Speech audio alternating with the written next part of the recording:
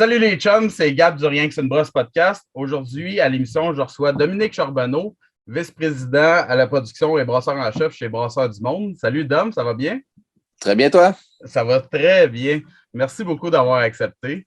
Dans le fond, je voulais t'avoir à l'émission parce que je voulais qu'on parle un peu des tests laboratoires en microbrasserie. Et puis, vu que comme tu m'as dit tantôt, tu es un chapelier, tu as plusieurs chapeaux. Puis, dans le fond, tu es dans le comité de qualité de l'AMBQ. Tu es aussi au MBAA. Donc, je me suis dit que tu étais la personne parfaite pour en parler. Fait que plongeons tout de suite dans mes questions. Dans le fond, pour commencer, tu dirais que c'est quoi la situation actuelle en termes de compréhension puis de tests effectués dans les microbrasseries au Québec? Je dirais que c'est excessivement variable. Ça part de la brasserie qui fait absolument là, aucun test, qui fait absolument rien, là, mis à part prendre la densité là, de son mou au fermenteur. Et ça va jusqu'à certaines brasseries là, qui testent énormément, qui vont tout tester pour être sûr d'avoir une constance parfaite. Là. Donc, tu sais, actuellement, ça va d'un bout à l'autre, d'un spectre à l'autre. C'est sûr que la microbrasserie, avec les années, a beaucoup évolué. Là. On s'entend, recul il y a 20 ans, il n'y avait pas de moyens, il n'y avait rien de disponible, on pouvait à peu près rien faire, ou du moins les gens qui cherchaient de l'information, il n'y avait rien. Maintenant, il y a beaucoup de choses disponibles. C'est pour ça que certains embarquent dans la vague, on pourrait dire, technologique, ou du moins la vague qualité, que moi j'appellerais, et qui implantent des tests dans leur brasserie. Ouais. Qu'est-ce qui explique que plusieurs tests sont boudés par les microbrasseries, tu dirais? Ils sont pas nécessairement boudés. C'est sûr que l'industrie de la microbrasserie, là, peut-être des gens qui ne le savent pas, là, mais c'est pas une industrie excessivement payante. Là. C'est-à-dire que souvent, les gens sont là-dedans plus par passion que pour dire je vais être millionnaire, je pars une brasserie aujourd'hui. Donc, évidemment, quand c'est une industrie qui n'est pas si lucrative, souvent, on a des manques de personnel, on a des gens qui sont pas là ou que du moins, on veut pas avoir 50 personnes à l'emploi qui font juste tourner en rond et boire de la bière. Donc, c'est sûr qu'il n'y a pas beaucoup de monde dans l'industrie. Donc, les tests sont boudés, mais soit c'est par manque de temps, manque de ressources et surtout, je dirais, manque de compréhension. Comme je disais, là, avant, faire des tests microbiologiques ou faire des tests de laboratoire, le monde se disait pourquoi je ferais ça, à quoi ça me donne, pourquoi je perds mon temps là-dedans. Mais maintenant, tu as une nouvelle ère, on pourrait dire, ou du moins, tu as un nouveau souffle dans le monde de la microbrasserie avec toute l'émergence des microbrasseries. Et là, de plus en plus, les tests vont se faire et les gens vont les incorporer. Ceux qui les incorporent pas, ceux qui les comprennent pas ou qui n'ont pas les ressources pour pouvoir les faire. Oui, puis j'ai l'impression aussi que c'est encore un petit peu nébuleux pour beaucoup de monde, là. On dirait que on se dit, tu sais, un test laboratoire, c'est justement fait pour être fait dans un laboratoire professionnel, mais je pense qu'il y a beaucoup de tests qu'on peut faire nous autres mêmes, là, directement sur place en microbrasserie.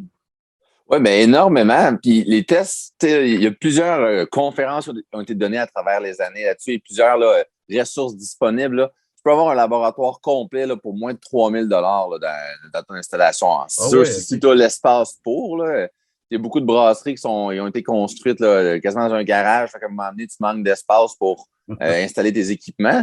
Mais dès que tu as un peu l'espace, tu es capable de te monter un laboratoire, de trouver quelqu'un. Et contrairement peut-être à l'industrie, par exemple, laitière, où que pour rentrer dans le laboratoire, il faut avoir des diplômes, des études, et ainsi de suite. En microbrasserie, la ressource, elle est disponible, elle est présente. Donc, tout le monde peut faire les tests, peut apprendre un peu sur le tas, si on peut se permettre l'expression, pour vous dire, ah, mais moi, je vais faire tel test, je vais faire tel test, je me rajoute tel contrôle dans ma production pour être sûr d'arriver à ce que je veux avoir en bout de ligne. Donc, ça se rajoute très facilement et ça se fait assez facilement dans l'autant que les gens sont prêts à mettre le temps qu'il faut. Parce qu'on Ouais. ne se le cachera pas. Si tu dis, OK, aujourd'hui, je fais ces tests-là, mais demain, je ne les fais plus, il faut que je refais, mais tu perds un peu toute l'essence de ton contrôle de qualité de ta brasserie. Là. Ouais, c'est ça. Si tu le fais juste une fois de temps en temps, quand tu as le temps, ben là, ça n'a comme plus de sens de le faire, là, dans le fond. Exact. Puis, tu sais, il ne Ouais. faut pas oublier, les tests laboratoires ou autres tests qu'on peut faire, faut qu'il y ait un but. Là. On ne teste pas pour le fun de tester. Là. On a d'autres choses à faire, comme je le disais. Mais c'est dans le but d'avoir une certaine constance dans tes produits, dans ce que tu fais. On met beaucoup d'heures en tant que brasseur à brasser, à créer des produits. on se penche sur nos produits pour dire hey, moi, je veux que ça soit bon, je veux que ça goûte X, Y, Z. Mais tous les tests de laboratoire, tous les tests qu'on peut faire servent justement à contrôler ce qu'on fait, s'assurer que la fois qu'on a fait une bonne IPA, mais que la fois suivante est encore bonne, elle goûte encore pareil, elle goûte encore la même chose. C'est pour ça que de plus en plus des gens abordent ce contrôle de qualité-là et rajoutent des tests pour dire ben moi, j'aime ma bière, elle est populaire, les gens l'achètent, donc je vais m'assurer que j'arrive à mes mêmes fins ou à mes mêmes résultats à chaque fois. Là. Ouais. Ça évite aussi des cannes qui explosent, parce que ça aussi, Mais, ça vient ternir notre image, là, tu sais. ouais, mais c'est un peu pour ça, comme on disait au début, je participe à toutes sortes d'organismes et autres, là, que ce soit la MBQ, le MBA, parce que on ne se cachera pas. Le but là-dedans, c'est de partager la connaissance, elle est disponible, mais aider les gens à réussir à faire les tests et à contrôler leurs produits. Une canne qui explose dans une épicerie, le client, il n'ira pas cibler la microbrasserie, il y en a tellement, il va dire ben, les microbrasseries font des produits qui explosent, puis là, c'est tout le monde qui paye en bout de ligne. Il va se faire dire ben, j'achète plus ça de la microbrasserie, moi je garde ma Coors Light parce qu'elle, au moins, elle explose pas ou elle n'est pas flat ou elle goûte pas amère quand c'est pas supposé être amère. Ouais, mais donc tout le monde a subi finalement les contre-coups là, de ceux qui ne contrôlent pas leurs produits. Là. Ouais.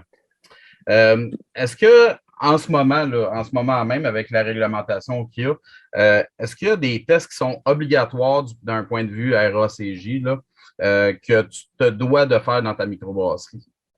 Oui, il faut penser que les microbrasseries au Québec, on est régi par 2 organismes. Donc, tu l'as dit, la RACJ, qui est la Régie de l'alcool, des courses et des jeux, ainsi que l'Agence canadienne d'inspection des aliments.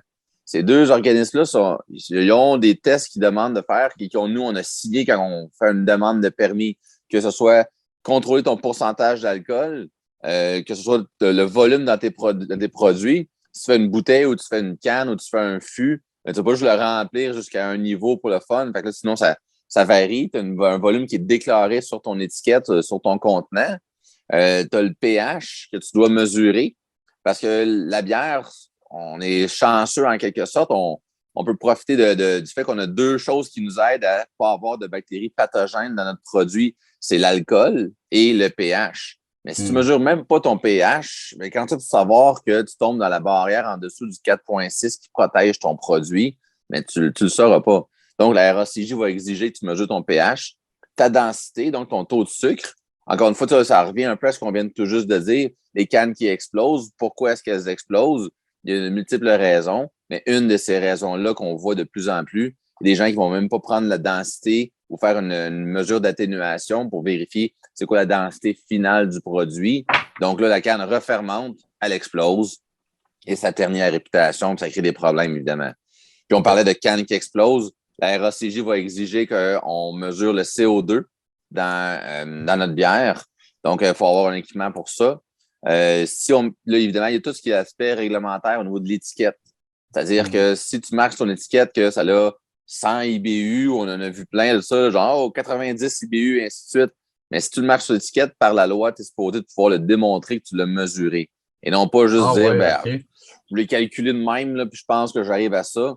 Mais théoriquement, sinon, ça devient une fausse déclaration sur ton étiquette. Okay. Tout comme la traçabilité de ton produit. Tu dois t'assurer que ton produit est traçable. Ça reste un aliment. S'il y a un problème, un rappel de produit, tu dois pouvoir réussir à retrouver où est-ce qu'il est rendu. Donc, tout ça, ça a l'air gros, ça a l'air beaucoup de tests, mais c'est vraiment juste une petite quantité de tests qu'on devrait faire de façon régulière puis qui sont réglementaires. Donc, c'est dans la loi. Si on ne les fait pas, on est théoriquement hors la loi actuellement. Là. OK. Mais là, tu viens de m'étonner justement sur l'amertume. Ça, je ne suis pas au courant qu'il fallait que tu le testes. Là. Comment ça marche? On peut-tu l'envoyer à un laboratoire externe une fois ou il faut tester toutes les batchs? Comment ça fonctionne?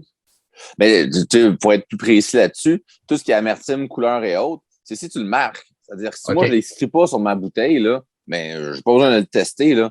C'est juste que si tu l'inscris, tu dis, mais ma bière en arrière, souvent les brasseurs vont faire ça, puis c'est controversé un petit peu en termes d'information, mais il y en a qui aiment ça l'écrire pareil. Dire, mais moi, j'ai 35 IBU, mais si tu l'as marqué dessus, tu dois le démontrer. Puis oui, je peux soit le faire par des laboratoires externes ou des équipements à l'interne. Donc là, c'est sûr qu'on parlait tantôt d'un laboratoire, tu peux en avoir pour à peu près 3000$, tu peux avoir un équipement complet. si tu commences à tester l'amertume, là, par exemple, là, le chiffre, il monte, disons, là. Parce que tu rentres spectrophotomètre et ainsi de suite, centrifugeuse et ainsi de suite, là. OK. Fait là, c'est sûr que là, ça change de range en quelque sorte, mais ça reste que c'est une question de conformité de ton étiquette. Tu ne peux pas marquer n'importe quoi sur un contenant. Tu vends des biscuits ou tu fais des oreillers, puis en réalité, c'est pas ça qui est dedans. Tu deviens non conforme, tu peux avoir un problème avec le gouvernement, là. OK. OK. Puis ça, ce genre de test-là, là, ben, tu sais, comme la densité, pH, ça, c'est tout le temps. Tu sais, c'est sur chaque batch, là, en tant que brasseur, vous le savez, on va tout le temps tester sur chaque batch. Mais mettons, l'amertume, là, est-ce que tu devrais, si c'est marqué sur ton étiquette, est-ce que tu devrais envoyer une canette de chaque batch au laboratoire pour le faire? Ou ben, tu devrais avoir en réalité chacun de tes produits, si tu le marques, tu devrais avoir au minimum un guideline. C'est-à-dire que de dire, par exemple, cette bière-là, ma bière blonde, je mets tel houblon dedans, puis là, bon, tu fais ta recette que tu as créée, et en bout de ligne, à la fin, tu dis, ben, j'arrive, tu fais le tester, j'ai 22 IBU dans ma blonde. Si tu as 22 IBU, mais si tu prends les mêmes houblons avec les mêmes acides alpha au même moment, et les houblons qui sont quand même assez jeunes, donc qui n'ont pas eu des diminutions de leur amertume par le défraîchissement, mais là, tu peux dire, ben regarde, j'ai le même IBU dedans. Mais c'est clair que si tu fais un nouveau produit et tu veux marquer en gros dessus devant, moi, le 78 IBU, l'as-tu testé ou t'as pris ProMash ou Beersmith, tu as juste calculé ça un peu tout croche, tu sais? Ça devient une fausse déclaration, là. OK. Très intéressant. Ça m'aide moi-même, ce podcast-là. C'est important. Selon toi, là, qu'est-ce qui devrait, là, on a parlé de ce qui est obligatoire, qu'est-ce qui devrait être obligatoire maintenant en microbrasserie? Personnellement, moi, je pense que en plus de tous ces tests-là qu'on vient de parler, tout ce qui est l'aspect microbiologique, selon moi, devrait être obligatoire ou devrait être de facto pour chaque brasserie. Pendant longtemps, on fabriquait de la bière. La plupart d'entre nous, des brasseurs industriels, maintenant, on provient du monde de brasseurs amateurs, c'est-à-dire qu'on brassait dans des chaudières, dans notre sous-sol, un peu tout croche, un peu pas parfait, disons. Puis c'est bien beau quand c'est moi qui aboie, puis je partage ça avec 2-3 de mes chums, mais quand tu arrives que tu vends ton produit, ça devient un aliment. Si tu as un aliment, mais il y a une question de sécurité là-dedans, puis oui, on ne peut pas tuer quelqu'un à cause qu'il n'y a pas de bactéries pathogènes qui survivent dans la bière, mais il y a des risques autour de refermentation, d'effet sur la saveur. Si ta bière est contaminée à l'os parce que tu n'es pas propre dans ta brasserie, mais tu as un impact sur toute la microbrasserie et sur ton produit, sur ta réputation. Donc, tout l'aspect microbiologique, selon moi, devrait être primordial dans la brasserie. Okay. Ça, je dirais, c'est le premier affaire. Puis le deuxième, que c'est un peu pourquoi je me bats beaucoup je mets beaucoup d'efforts, je pourrais dire, à l'AMBQ, c'est pas aussi d'avoir un plan de contrôle qualité sur place dans chacune des brasseries. C'est un suivi de ces processus. Là, le classique, là, j'en ai vu, j'en vois encore régulièrement des brasseries là, que on brasse aujourd'hui, la recette est quasiment sur une napkin, sur un coin de table, puis on va faire ça, ça va être cool au bout, puis ils n'ont aucune idée qu'est-ce qu'ils mettent dedans en réalité. C'est cool, c'est le fun, on aime tous ça, puis collaborer avec des gens, prendre une bière en brassant, c'est vraiment le fun, c'est vraiment agréable. Mais en bout de ligne, on ne se le cachera pas, on fait un produit qui va être consommé par des gens qui, l'autre, s'en foutent que toi, tu as eu du fun à la brasser. Là.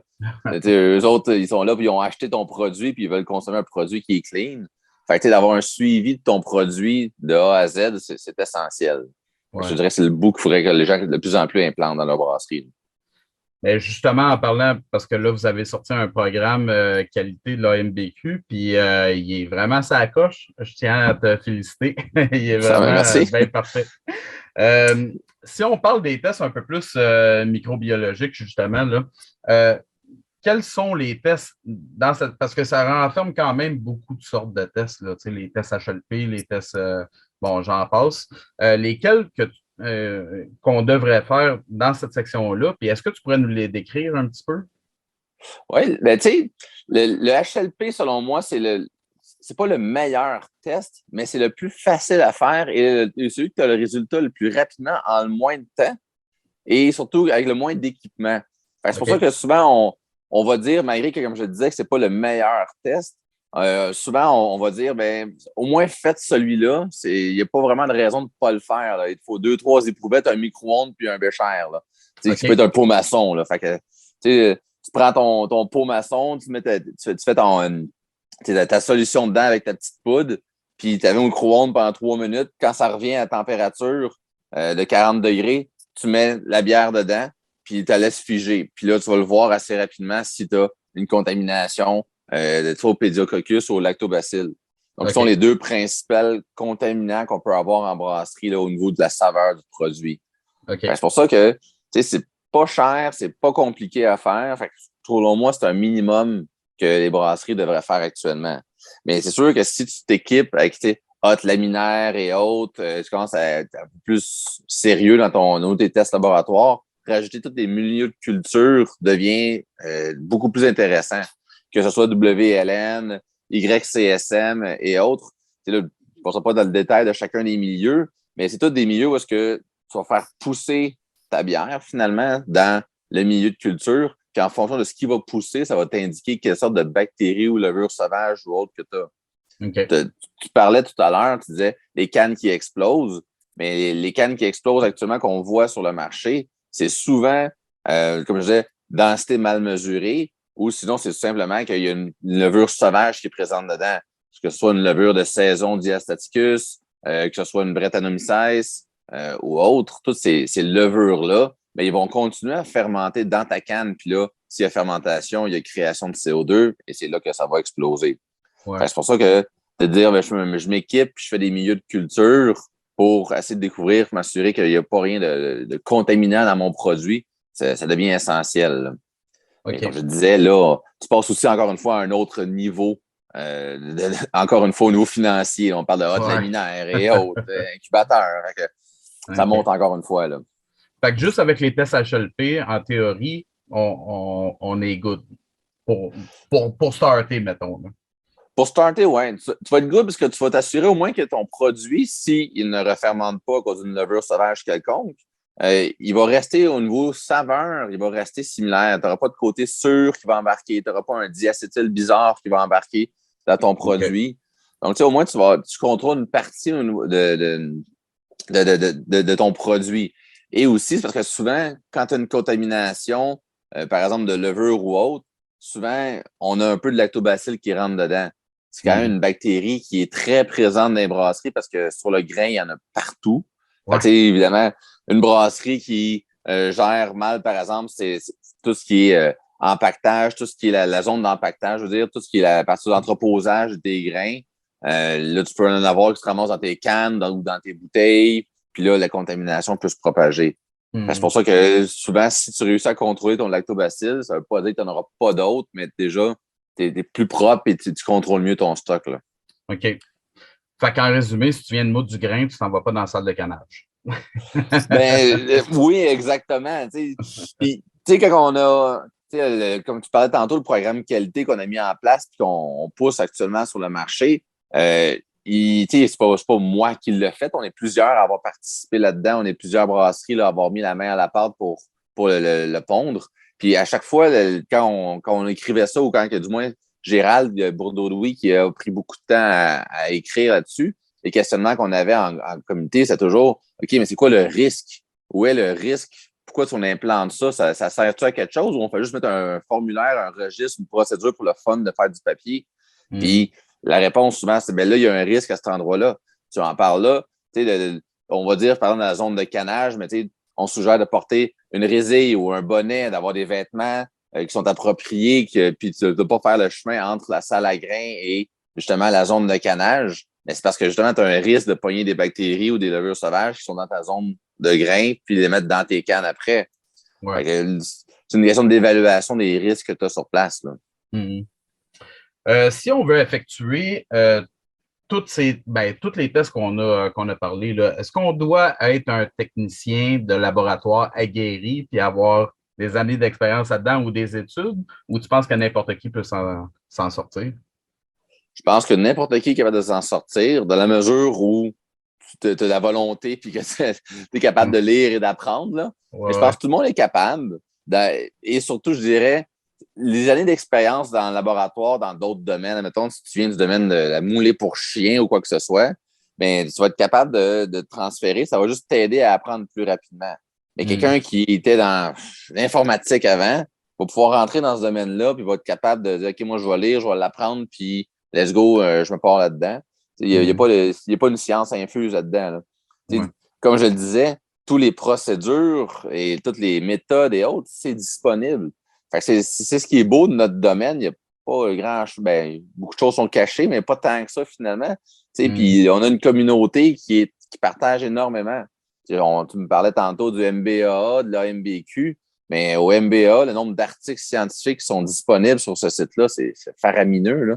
Fait que quelqu'un qui dit oh, je suis capable pour faire un HLP, mais la procédure, tu vas sur Internet, tape HLP, puis tu vas en avoir une, ça va prendre 2 secondes et quart. C'est pendant le premier item en haut qui va sortir. Là, okay. Fait que c'est facile de lire et d'apprendre et après ça de l'appliquer.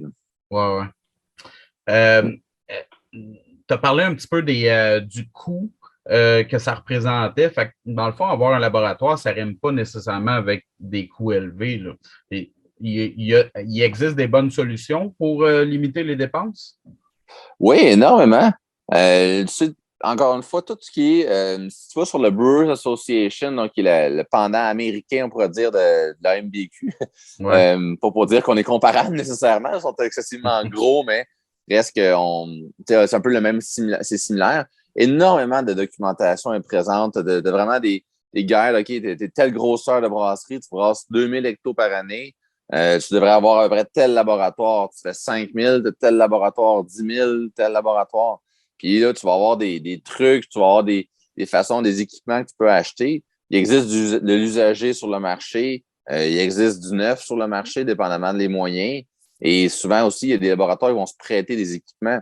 Des fois, on n'a pas nécessairement besoin d'avoir tout le monde son propre spectrophotomètre. Là. On peut se le partager les uns les autres. Fait qu'il y a des moyens de réussir à se monter un laboratoire à faible prix. Mais c'est sûr que si tu deviens sérieux, tu dis, moi, je vais en faire beaucoup, j'ai beaucoup de tests à faire actuellement, ben, c'est sûr que ça vaut la peine de dire, mais je vais acheter mes équipements et je vais m'équiper. Là. Ouais. Mais tu sais, je disais tantôt, un petit laboratoire à 3000, c'est faisable, c'est facile. Si tu deviens un peu plus sérieux, tu passes ta braquette du 10 000. Si tu deviens vraiment plus sérieux, tu passes ta braquette du 20 000. Mais tu sais, on n'en est pas dans les 500 000 là, pour faire ton laboratoire. Là. Okay. Puis, on se cachera pas. À 20 000, tu vas avoir un très bon laboratoire, sauf quelques équipements là, de brasserie, mais tu vas déjà avoir un bon spec là, sur place. Là. C'est sûr que ça, si tu rentres tout ce qui est le C-Box pour mesurer dans l'oxygène, mesurer le CO2 et autres, là, les coûts montent aussi encore une fois. Oui, c'est ça. Ça, c'est un autre aspect qu'on n'a pas vraiment parlé, mais ça aussi, c'est des équipements importants. Veux pas, là, la Halfman, mettons, ou la C-Box, ou vérifier ton oxygène. Ça aussi, ça rentre dans les tests, dans le fond, qui devraient être obligatoires, j'imagine. Mais oui et non. Au sens que ça devient un aspect qualité. C'est-à-dire que le CO2, je le mentionnais tantôt, oui, c'est essentiel. Il existe des équipements qui sont un peu moins dispendieux, les Am&Angle de ce monde, qui te permettent là, de mesurer ton CO2. Mais quand tu arrives dans la mesure de l'oxygène, là, oui, tu arrives dans une autre braquette de prix. Puis là, est-ce que c'est essentiel ou ça devrait être réglementé comme mesure l'oxygène dans le produit? Ça serait dur à justifier selon moi parce que la seule chose que l'oxygène va faire, le principal aspect néfaste, c'est la qualité du produit en termes gustatifs. Ouais. Si tu as beaucoup d'oxygène, mais il va s'oxyder très rapidement, puis ce sera pas long, que ce sera plus bon à boire. Et bon, il pourrait peut-être avoir un peu de refermentation si tu en as vraiment beaucoup, puis tu as beaucoup de levure en suspension. Puis ça peut peut-être créer des dépôts dans le fond de ta canne. Mais le 90% du temps, quand tu as trop d'oxygène, c'est de l'oxydation que ça va faire ton produit. Puis là, c'est la brasserie elle-même qui a sa saveur, elle ne sera pas bien transmise au client. Est-ce que c'est un test essentiel? Pour l'aspect sécurité, non. Mais c'est sûr que dans ma philosophie personnelle, oui, parce que moi, je continue à croire que l'oxygène, c'est notre principal défaut dans la bière ou le principal ennemi, mais il faut le contrôler. J'avais déjà participé à une conférence sur le jeu à l'oxygène, puis beaucoup de monde disent, mais normalement, tu devrais acheter un mesureur d'oxygène avant d'acheter une cuve pour grossir. Si tu pars ta brasserie, pars là avec ce que tu as besoin, puis une fois qu'elle est partie, avant d'acheter la prochaine cuve, achète un C-Box ou un Halfman. C'est ton prochain step, disons. Là. Puis c'est totalement vrai parce que je l'ai vécu, moi, la cuve avant le Seabox puis, ou le Halfman, puis j'aurais préféré le Halfman. Exact. Mais c'est le jour où est-ce que tu en achètes un, puis tu te mets à tester, que tu fais comme, ah ouais, sérieux, puis que là, que tu te mets à travailler à 10 000 en oxygène, que là, tu goûtes réellement ton produit, puis là, tu te rends compte, ah, crème, j'aurais tellement dû faire ça avant. Ouais. Parce que, Ouais. on ne sait pas nécessairement ou on ne le comprend pas. Le monde, il goûte leurs produits frais sortis de la cuve, il dit tellement bon, puis il regarde les commentaires des gens, puis il dit, ah, c'était correct, c'était correct. Pourquoi? C'est que pourtant, nous, on trouve ça super bon, mais juste en oxygène, tu vas voir que tu vas comprendre assez vite tout ce qui est le problème. Là. Ouais. Mais en termes de coûts, ça, par exemple, je pense, ben, il y avait un programme qui existait, je pense, pour payer une partie de ces coûts-là. Je sais pas si, je sais qu'il avait été arrêté, je sais pas s'il est revenu, là. Il Mais, est revenu. ouais, Oui. OK, C'est le programme de transformation alimentaire du MAPAC. C'est un excellent programme. Il y a plusieurs volets dedans. Il y a un volet qui est sur le nouveau consultant. Fait que si tu as besoin de consultant pour faire ta brasserie ou pour monter un programme dans ta place, mais le consultant peut être défrayé en bonne partie. Il y a une partie OK, qui est robotisation, donc tout ce qui se veut. Et moi, je suis tanné de remplir mes cannes à la main ou je suis tanné de faire ça tranquillement de même. C'est pas efficace, mais tu peux avoir profité de ce programme-là. Et il y a celui d'implantation de systèmes qualité qui, OK. justement, peut couvrir, entre autres, l'achat d'équipements reliés à la qualité. Là, on parle justement du Halfman ou du C-Box, mais même chose pour une hotte laminaire, une centrifugeuse. Tu peux inclure là-dedans tout ce qui est spectrophotomètre également. Là. Fait Ah, que il suffit de OK. dire, mais hey, moi, j'ai besoin d'équipements de laboratoire pour assurer ma qualité. Puis tu l'expliques. C'est vraiment très bien fait. C'est vraiment court à remplir. Puis ils vont payer jusqu'à 50 de tes équipements. Là. Ce qui Fait est que, quand même intéressant quand tu es rendu à un labo de 20 000. Tu sais. ouais, mais tu sais, on parle depuis tantôt du C-Box, entre autres, mais le C-Box, c'est quand même 35 000. Là. Fait que, Ouais. juste cet équipement-là. Fait que, tu sais, 50 Ouais. de 35 000, c'est agréable là, à voir passer, là, disons. Là. Ouais, ouais, quand même. À part les équipements, là, qu'est-ce que tu dirais, quels sont les besoins en termes de personnel et de temps pour les effectuer? Mais c'est dur à dire exactement c'est quoi le besoin. En nombre d'heures, ça va vraiment dépendre de la grosseur de ta brasserie et combien tu fais de brassins. C'est clair que si tu es une brasserie qui en canne ou qui en bouteille à tous les jours, 2 quarts de travail par jour, qui a 40, 50 fermenteurs, les tests quotidiens, tu vas peut-être avoir 2, 3 techniciens de laboratoire, techniciens ou techniciennes de laboratoire pour réussir à tout faire les tests. Mais si tu es une brasserie qui en canne une fois ou 2, 3 jours, mais ton besoin est peut-être un peu moindre. Là. Fait que ça va Ouais. vraiment varier, mais c'est clair que faut être une personne qui est dédiée à ça. Puis Mhm. j'irais même plus loin de dire, mais tu dois avoir une personne qui est dédiée à la qualité dans ta brasserie, que c'est sa job et qui a un peu le go-no-go, là, ou qui a le droit de veto sur tout. Là. Parce que, OK. tu sais, comme on le disait un peu plus tôt, on a tellement de choses à faire quand dans une brasserie. Là, tu Ouais. es brasseur, mais en même temps, tu es mécanicien, en même temps, tu es un peu livreur, tu es vendeur rendu dans les festivals. Tu sais, on fait de tout. Là, on Ouais. touche à 100% des aspects d'une entreprise. Fait que, à un moment donné, là, les responsabilités deviennent un peu à tout le monde, mais à personne en même temps. Fait Ouais. que s'il y a un produit qui arrive qui y a un problème rendu au Bright Tank ou en canne, les gens sont comme genre OK, mais on le canne pareil, mais il faut qu'il y ait une personne qui est attitrée que tout doit passer par cette personne-là avant de pouvoir passer à la prochaine étape. Là. Comme je dis, un go, no-go, qui goûte le produit, qui regarde les résultats des analyses, fait comme OK, ce produit-là, il y a un problème, non, on ne le canne pas. Soit on le laisse là, puis on repense à nos affaires, ou carrément on le jette au drain. Ouais. Là. Ça doit arriver. C'est une brasserie qui dit moi, j'ai jamais rien jeté dans le drain, là, c'est que tu as vendu de la crap pendant longtemps en tabarouette. C'est sûr que Ouais. tout le monde en a scrappé des affaires ou a manqué sa shot à quelque chose, à quelque part. Là. Ouais. Fait Ouais. que, puis ça, faut que tu aies une personne attitrée, une personne qui a l'autorité de dire non, on canne pas, on arrête le cannage ou on arrête l'embouteillage, puis on repense à nos mauvais coups, puis ce lot-là, on scrape ça ou quoi que ce soit. Là. Ouais. Puis cette personne-là, mais elle a du temps dégagé pour justement faire ces tests-là, les valider, les vérifier, puis essayer de s'assurer au moins qu'on est en ligne avec ce qu'on faut. Là. Comme je disais, que ce soit juste pour l'alcool, c'est arrivé à toute brasserie. Là, j'ai à croire qu'il y a une brasserie que ça lui est jamais arrivé de fuck, c'est écrit 5.2 sur mon étiquette, mais j'étais à 5.9 dedans parce que une plus grosse atténuation. Là, OK, je suis en dehors de la marge d'erreur. On fait quoi? Ouais. Parce il y en a plein là, qui ne l'ont pas testé ou ils ne l'ont jamais testé, ils l'ont calculé tout simplement. Puis finalement, c'est sur le marché, cette histoire-là. Là. Ouais. Fait que le monde peut commencer à boire des bières de ça, puis finalement, ils sont plus sous-prévus ou ils n'ont pas ce pourquoi ils ont payé. Là. Ouais. Fait que, Mais tu parles, dans le fond, entre calculer puis le tester. Ça veut dire que, dans le fond, tantôt, quand tu parlais de tester l'alcool, c'est vraiment pas de calculer entre ta densité initiale et ta densité finale. C'est vraiment de tester l'alcool en tant que tel, c'est ça? mais le tester avec densité initiale, densité finale, comme probablement que 90% des gens font, là, Ouais. ça fonctionne, ça donne une bonne idée.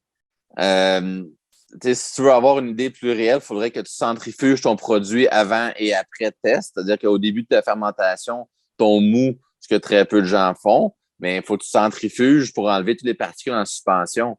Parce que le densimètre par flotteur qu'on met dans ton cylindre gradué, mais lui, il est affecté par toutes les particules en suspension, les protéines, les restants de houblon et autres. Fait que si tu fais juste mesurer ça avec ça, mais tu n'as pas une vraie lecture. Puis même chose à ta densité finale, tu as des particules en suspension qui vont affecter ton densimètre. Fait que tu vas arriver à une valeur qui est proche, mais tu n'arriveras pas dessus. Tu vas me dire, ouais, mais là, proche, tu es assez proche. Ça va dépendre à quel niveau tu te situes. On sait que la marge d'erreur va varier en fonction de ton taux d'alcool. En bas de 5,6, tu as droit à 0,5 de différence, tandis qu'au-dessus de 5,6, tu as droit à 1. Mais si tu te ramasses, comme on dit tantôt, à 5,2 sur ton étiquette, puis que finalement, à cause de tes densités, ça fait une petite erreur, tu as 5,9, mais tu es en dehors de ta marge d'erreur. Ouais. C'est juste dû à ça. C'est pour ça que, tu sais, le densimètre par flottaison, ça fonctionne, mais c'est pas parfait. C'est pour ça que souvent, on conseille, tu sais, fais-les comme ça, calcule-les comme ça, mais fais valider à l'externe, voir si la manière que toi, tu le fais, ça fonctionne. Une fois par 2-3 mois, tu prends un produit, tu l'envoies à l'externe, mesure-moi mon taux d'alcool, mesure-moi mon amertume, ma couleur, ma micro, tous les différents paramètres. Puis tu regardes et crime. J'étais loin, moi, finalement, mais tu peux te corriger pour essayer de dire, je suis tout le temps 0,2 en dessous de ce qu'eux me retournent. Fait que, tu sais, on peut déjà essayer de prendre pour acquis qu'on devrait être plus proche de 0,2 de plus dans mes densités, là, ou dans mes taux d'alcool. OK. Tantôt, tu parlais d'une personne qualité qui aurait du temps de dégager pour regarder ça. Fait que ça veut dire que tu ne parles pas nécessairement d'un technicien, d'un technicien ou d'une personne qui s'occupe exclusivement de la qualité. Est-ce que tu penses qu'un brasseur a le temps de tout effectuer ça? C'est sûr, ça va dépendre là, de comment tu brasses, combien de brassins tu fais par semaine, etc. Mais est-ce que tu penses qu'en général, un brasseur a le temps de s'occuper de ça? Selon moi, dans une journée de brassage, non. Je pense que dans ta journée de brassage, si tu dis, moi, je suis de brasserie, puis mon brasseur, il brasse à tous les jours, 5 jours, 6 jours, 7 jours semaine, non, il n'y a pas le temps de le faire en même temps, selon moi. T'sais, oui, on le sait tous, là, et tu peux faire plein de choses pendant ta journée de brassage. Tu es capable de. Il y a plein de temps mort. Tu en portes pendant 1 heure ou pendant 45 minutes. C'est du temps. Mais on a d'autres choses qui doivent être faites, là, que ce soit des nettoyages de cuves, des enfûtages, des nettoyages de plancher, des suivis de tes produits. Tu dois des commandes d'ingrédients et autres qui sont reliés à ton brassage. Fait de rajouter là-dessus, de dire le brassage, ouais, pendant que ça bouille, là, va faire tes tests laboratoires.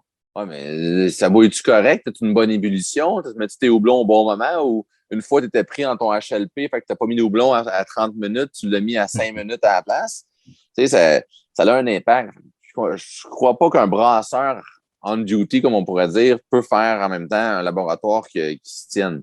Mais c'est rien qui empêche que le lundi, il brasse. Le mardi, il y a juste de l'enfûtage. Il enfûte le matin, puis l'après-midi, mais il peut faire ses tests laboratoires. Tu sais, ça se sédule dans un horaire là, sans problème. Là. Puis le brasseur, selon moi, quand tu dis tantôt, faut-tu avoir une grosse étude pour faire le test laboratoire? Je continue à croire que le brasseur est le mieux placé pour apprendre ce métier-là et devenir de plus en plus impliqué dans son laboratoire.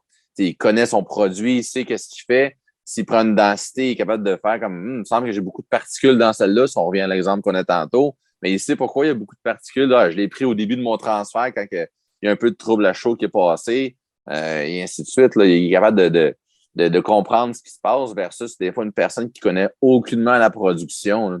Ouais. Puis, en même temps, aussi, il connaît ses marges d'erreur. Un brasseur qui va prendre sa densité, ben, il va dire, OK, j'ai eu 12 plateaux. Puis la fois, le brassin suivant, j'ai eu 12,2. Ben, pour 0,2, je sais que ça ne fera pas un impact énorme. Mais un technicien de laboratoire qui viendrait, par exemple, du domaine pharmaceutique, ferait let's go, on met un cadenas là-dessus, il y a une erreur majeure, on met tout ça au drain. Tu as 0,2 de différence. C'est comme là, les nerfs, là. Tu comprends la réalité. C'est pour ça que le brasseur, selon moi, il est mieux placé là, pour le faire. Là. Dans le fond, j'ai une autre petite question pour toi. Dans le fond, il y a des labos que tu peux envoyer, bon, comme on a parlé, pour faire des tests, puis des tests HLP, puis bon, tout ce que tu veux. Est-ce que tu penses que parce que j'ai aucune idée des prix, en fait, là. Fait que en comparaison, mettons, d'avoir ton propre labo, est-ce que tu rentres dans ton argent à utiliser plus un labo externe ou tu vas te ruiner avant longtemps? Tu risques, ça dépend encore une fois de ta production, mais tu risques de te ruiner à prendre 100% à l'externe. Okay. Disons, pas que sont chers. Tu sais, nous, on travaille avec plusieurs laboratoires là, à l'externe là, pour valider les résultats là, de façon régulière. Puis, tu sais, les prix sont abordables. Là. Tu peux trouver des prix, des tests d'alcool là, pour 20-30 $ facilement. Là. Okay. Fait que c'est pas énorme, mais c'est sûr que si tu fais une bière par jour pendant 224 jours par année, fois 25$, mais tabarouette, ça monte vite là, à un moment donné. Là. Tout comme les tests de micro, souvent tu vas après autour de 100$ du test micro. Encore une fois, 224 jours, fois, ainsi de suite. Ça monte vite, là, disons. Là. Okay. Fait que, si tu dis, moi, je veux devenir sérieux, puis je veux vraiment avoir un plan qualité en surface qui contrôle mon produit, mais t'es mieux de commencer à t'équiper là, tranquillement. Puis, un va pas sans l'autre. Au sens que j'ai beau, chez Brasseur du Monde, on a notre laboratoire complet, on fait tout notre micro sur place, on mesure notre oxygène, notre CO2, notre IBU, notre couleur, on mesure tout ça sur place. Mais ça reste qu'à tous les 3 mois, j'envoie des produits pour valider mes résultats. Puis là, tu compares, bon, moi j'avais dit 5,2, le laboratoire me revient, j'ai 5,4, bon, 0,2, je suis à l'intérieur de ma marge. Mais si j'ai un 5,2 puis le laboratoire me revient à 5,9, OK, j'ai chié quelque chose à quelque part. Là, c'est de comprendre le pourquoi. Puis, justement, c'est là que revient ce que je disais tout à l'heure dans les choses importantes à implanter. Mais un suivi de tes processus. Ben, tu prends ton produit, tu marquais 5,2, tu pensais avoir 5,2, il te revient à 5,9. OK, où est-ce que j'ai chié? Tu sais, c'est quoi le problème là-dedans? Mais si tu n'as rien marqué, si toutes tes recettes sont sur une napkin avec une densité pas prise, pas de pH, puis ainsi de suite, ben, tu ne sais pas où c'est chier finalement. Là. Fait que t'es pogné à vivre avec, disons. Là. Ouais. J'ai une dernière question qui n'était pas prévue. Dans le fond, disons là, que tu as une microbrasserie, tu as 2 brasseurs, ils veulent commencer à faire des tests HLP, mettons. Parce que dans le fond, les tests d'alcool, puis tout, densité, etc., là, ça, tu prends ça vers la fin de la fermentation, ben, pendant puis vers la fin de la fermentation. Mais mettons des tests HLP, est-ce que tu dois le faire à chaque étape du processus ou en faire un, mettons, sur la canne, sur le liquide en canne, dans le fond, à la fin, ça suffit? Comment tu vois ça? Ben, le faire à la toute fin dans la canne, c'est selon moi le minimum pour s'assurer là, que ce que tu envoies sur le marché est correct. Mais une fois que tu le prends là et qu'il déclare positif, au sens que tu as une bactérie dedans, mais il est un peu tard. Ça vient d'où, là? Il est déjà dans la canne. Tu n'es pas dans la marde déjà en partant. Là. C'est pour ça que de le faire avant, ça devient important. On ne se le cachera pas, une des principales sources de contamination de la bière, c'est l'échangeur à plaques. Tu passes d'une zone chaude, où est-ce que ton mou, il bouille à 98, 99, 100, dépendamment de ton mou. Il bouille pendant plusieurs minutes, voire des heures. Puis après ça, tu mets à froid, mais il n'est pas protégé avant une couple d'heures. Donc, c'est à ce moment-là, souvent, il va s'infecter. Déjà, de faire à la sortie de ton échangeur un échantillonnage, va te montrer si ton échangeur à plaques était au moins propre. En fermentation, la levure est tellement vigoureuse que ça devient difficile de faire une bonne lecture dans ton produit. Okay. Fait que ça, souvent, je déconseille en fermentation. Mais c'est sûr qu'une fois que ton produit est mis à froid, qu'il est crashé, qu'il est rendu que tu l'as rendu à 0 degré, là, de prendre un échantillon vaut la peine. Tu as encore, oui, beaucoup de levure, mais tu en as nettement moins. C'est pour ça qu'on met à froid. Mais en même temps, tu sais déjà, au moins, tu isoles toute la partie fermentation, lavage de cul, voir si tu as bien fait ta job ou pas. OK. Puis après ça, en cuve de garde, là, ça te montre si ta filtration s'est bien passée. Tu peux avoir eu un échangeur bien propre, un fermenteur propre, un bon mou qui est bien fermenté, mais si tu laves mal tes filtres, tu as des filtres qui sont avec des poches d'air dedans, mais tu peux te ramasser avoir une infection qui est là. Puis le dernier, ça serait au canage, évidemment. OK. Mettons là que après cet épisode-là, j'ai un brasseur, il y a des microbrasseries qui s'intéressent de plus en plus à ça. Ils veulent faire d'autres tests. Ils cherchent sur Internet, mais c'est compliqué un petit peu à trouver. Où est-ce qu'ils peuvent aller chercher de l'aide pour, mettons, comment faire un test HLP, comment faire tel test, etc.? Ben, l'AMBQ, le programme qualité, si c'est une microbrasserie, je suggère fortement quelqu'un qui devienne membre. Parce que devenir membre de l'AMBQ, oui, c'est un groupe qui essaie de représenter le groupe, on pourrait le dire. C'est une association qui représente ses membres, c'est sûr. Mais c'est pas une secte. L'objectif de l'AMBQ est quand même d'aider ses membres. Puis c'est pour ça qu'on a monté le programme qualité. Dans ce guide-là, tu as absolument tout ce qui est relié à la qualité, les tests et autres. Puis si tu cherches, ben là, cherche une procédure pour ça, tu as 80% des chances qu'elle soit dans le guide. Donc là, tu peux te baser là-dessus. Puis sinon, après ça, quand tu es membre de l'AMBQ, tu peux rejoindre le comité qualité. Puis là, on est capable de tout enligner, de dire je veux faire telle chose, écris à telle personne, va voir telle place où tu vas l'avoir. Ou la plupart du temps, on a la réponse nous-mêmes, l'ayant souvent passé par là. Le comité, c'est des gens qui sont quand même dans l'industrie depuis quelques temps. Donc, souvent, on a tous passé par ces démarrages-là et ces problèmes-là par le passé. Fait qu'on est capable de s'entraider là-dedans sans problème. Là. Je dirais que l'AMBQ est une excellente source là-dessus pour avoir l'information, pour réussir à partir son programme qualité. Là. OK. Merveilleux. Ben, c'est toutes les questions que j'avais. Merci beaucoup. C'était très intéressant. Sinon, est-ce que tu as des plugs à sortir pour Brasseur du Monde ou MBAA ou AMBQ? Qu'est-ce qui s'en vient? Qu'est-ce qui s'en vient?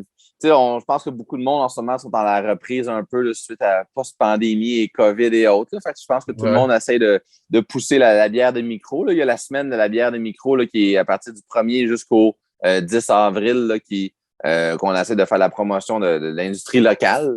On pourrait le dire. Fait que je pense que c'est important que les gens encouragent local et boivent local. Il y a beaucoup de bonnes brasseries actuellement. C'est sûr qu'avec l'AMBQ, on essaie de pousser là-dessus et sur le programme qualité. Enfin, je pense que ça vaut la peine. Le MBA, il y a toujours des podcasts et des conférences webinaires qui se font à tous les mois ou à tous les 2 mois sur différents sujets. Fait que si ceux qui sont membres du MBA peuvent assister à ces différentes conférences-là et aller chercher. Puis pour Brasseurs du Monde, on continue à faire des produits de plus en plus sur le marché à tous les jours, à tous les semaines. Là. Fait que c'est de goûter aux produits. Mais c'est de goûter, je dirais, c'est de goûter à la variété de ce qu'on est capable au Québec. Puis si on aime un produit, d'informer la brasserie. Si on ne l'aime pas, mais aussi de l'informer de façon polie, évidemment, là, et respectueuse. Mais il n'y a rien de pire pour un brasseur que de ne pas savoir que le monde aime ton produit. Tout comme il n'y a rien de pire que de ne pas savoir que ton produit a un problème, puis tu ne le sais pas. Là. En tant que brasseur, on brasse à tous les jours, on goûte des produits à tous les jours, mais on ne goûte pas à tous nos produits à tous les jours, sinon ce serait un peu intense. Là. Donc, c'est pour ça que des fois, un Q qui vient du marché, que quelqu'un dit hey, j'ai goûté à ce produit-là, elle m'explosait en face, comme on dit tantôt, elle ne goûtait pas amère, ainsi de suite, mais des fois, ça peut être pris méchamment, on dit comme putain, je trouve qu'elle est amère, puis donc, ça, c'est une question d'opinion, les opinions, c'est propre à chacun. Mais des fois, on fait comme Colin a une chance que tu me l'as dit, puis je n'avais pas retesté celle-là depuis 2 mois. Fait que, OK, je check ça. Puis même nous, personnellement, il y a plusieurs rappels de marché qui ont originé par des plaintes de clients qui ont dit hey, ta bière, elle semble qu'elle est supposée être rousse, mais elle est plus pâle finalement. Là, problème, on va vérifier, puis bon, on a un problème, on ramène le produit ou on fait une action en conséquence. Là. Fait que, il faut que les gens ils goûtent au produit, mais il faut aussi qu'ils informent les gens si c'est bon, si c'est pas bon. Là. À la place d'aller chialer sur Facebook, écrire à la brasserie, disons. Puis à la place de dire c'est de la merde, dis qu'est-ce que tu as goûté à la place. Exact. Tu as le droit de ne pas l'aimer. Là. Il y a des bières là, de mes collègues là, que j'ai goûté et je n'ai pas aimé, là, mais je peux te dire, c'est une très bonne bière, c'est bien fait, puis vraiment, félicitations, mais moi, je l'aime pas. Moi, je trouve pas ça bon. Fait que, regarde, je suis désolé. Tu sais. Mais c'est tout à fait normal, là, mais c'est de transmettre l'information. Là. Parfait. Bon, ben merci encore infiniment. C'était vraiment très instructif. Ben, pas de quoi. Puis s'il y a autre chose, n'hésitez surtout pas. Là. Yes, sir. Et à vous autres, les auditeurs, je vous dis à un prochain épisode. Cheers!